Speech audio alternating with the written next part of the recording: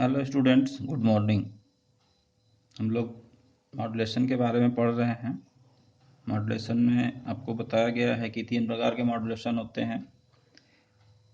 पहला amplitude modulation, दूसरा frequency modulation, तीसरा फेज एंगल मॉड्यूलेशन। तो अभी हम लोग एम्पलीट्यूड मॉड्यूलेशन के अंतर्गत पढ़ रहे हैं। तो आज हम लोग मॉड्यूलेशन इंडेक्स के बारे में पढ़ेंगे। मॉड्यूलेशन इंडेक्स को स्मॉल m से प्रदर्शित किया जाता है, जो रेशियो होता है Vm/Vc, अर्थात the ratio between the amplitude change of modulated carrier wave to the amplitude of the normal carrier wave is called modulation index. वह अनुपात किसका होता है जो मॉड्यूलेटेड कैरियर वेव और amplitude of normal carrier wave और modulated carrier wave के अनुपात को मॉड्यूलेशन इंडेक्स कहते हैं। अब एम्पलीट्यूड मॉड्यूलेटेड कैरियर वेव क्या होता है? 2V इन इजकल टू होता है V maximum minus V minimum.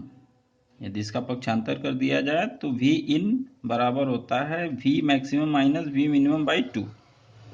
ये एक फार्मूला हो गया। फिर VC कैरियर वेव क्या होता है कि V maximum minus V minimum. तो V मिनिमम यहाँ से निकाल लिए, तो VC बराबर V मैक्सिमम माइनस V इन की जगह हम रख दिए V maximum minus V minimum by 2। तो अब इसको क्या किया, अलजेब्रिक कैलकुलेशन कर दिया, तो ये हो जाएगा 2V मैक्सिमम माइनस, अंदर चिन्ह चेंज हो गया, ब्रैकेट तोड़ दिए, V मैक्सिमम माइनस है तो प्लस हो गया, प्लस V मिनिमम बाई 2। अब 2V maximum minus V max minus हो गया, तो ये हो गया VC इजकल टू हो गया V maximum plus V minimum by 2।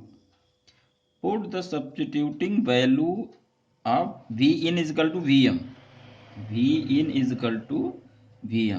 And VC in the equation m is equal to small m is equal to Vm by VC, जो यहाँ हम लोगों ने पढ़ा। Vm बाई VC देन क्या हो गया, Vm अर्थात Vm is equal to V in, तो V इन का मान ये हो गया Vm is equal to V in, तो ये हो जाएगा V maximum minus V minimum upon V maximum plus V minimum. अब इसमें power relation in AM wave, amplitude modulation के वेव में पावर रिलेशन का अनुपात क्या है? A modulated wave has more power than by the carrier wave before modulating. Modulating के पहले मॉड्यूलेटेड वेव में अधिक पावर होती है, किससे? कैरियर वेव की अपेक्षा। इसलिए the total power component in amplitude modulation can be written as, इस प्रकार इसको क्या लिखा जा सकता है, पूरी total power P total is equal to carrier power plus lower side band plus upper side band को यूज ऐड करके टोटल पावर कितनी होगी?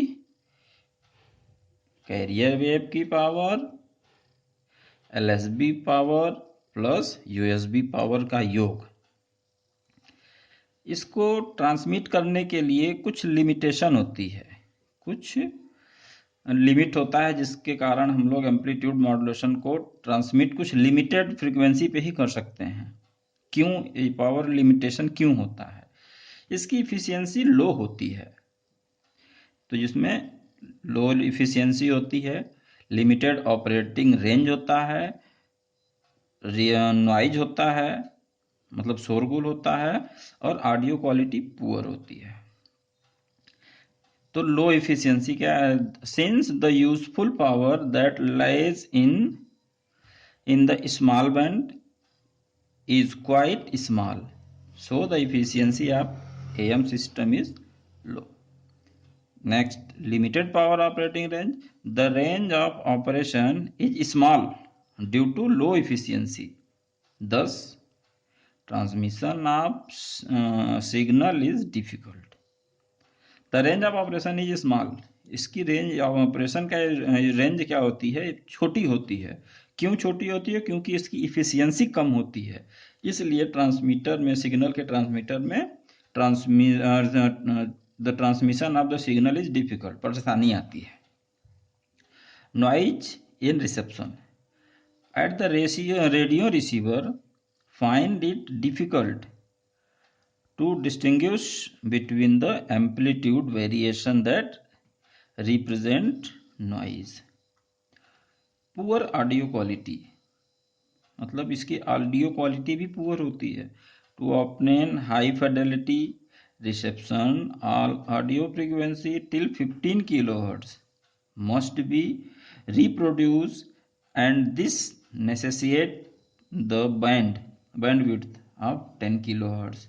To minimize the interference adjacent broadcasting station, therefore in AM broadcasting system audio quality in known to be poor. इसलिए इसका जो audio quality होता है ये पुअर होता है. इसकी फ्रीक्वेंसी रेंज 15 किलो हर्ट्ज से कम करके 10 किलो हर्ट्ज तक की जाती है, इसलिए इसकी ऑडियो क्वालिटी पुअर होती है. आगे हम लोग पढ़ेंगे फ्रीक्वेंसी मॉड्यूलेशन. अगला टॉपिक होगा हमारा फ्रीक्वेंसी मॉड्यूलेशन. Thank you.